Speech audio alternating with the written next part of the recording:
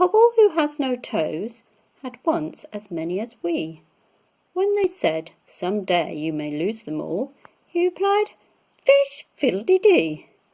And his Aunt Jobiska made him drink lavender water tinged with pink, for she said, "The world in general knows there's nothing so good for a Pobble's toes."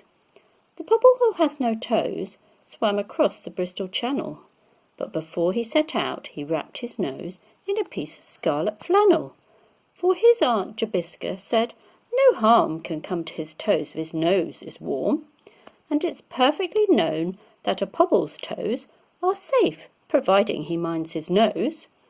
The Pobble swam fast and well, and when boats or ships came near him, he tinkledy-binkledy-winkled a bell, so that all the world could hear him. And all the sailors and admirals cried, when they saw him nearing the other side, "He has gone to fish for his Aunt Jobiska's runcible cat with crimson whiskers."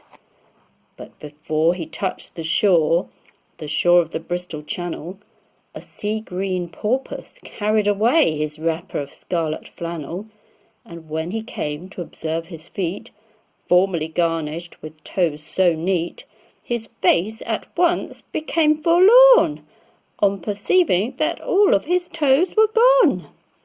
And nobody ever knew, from that dark day to the present, whoso had taken the Pobble's toes in a manner so far from pleasant, whether the shrimps or crawfish grey, or crafty mermaids stole them away.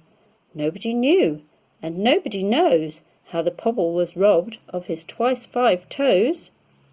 The Pobble who has no toes was placed in a friendly bark, and they rowed him back and carried him up to his Aunt Jobiska's park, and she made him a feast at his earnest wish of eggs and buttercups fried with fish, and she said, "It's a fact the whole world knows that Pobbles are happier without their toes."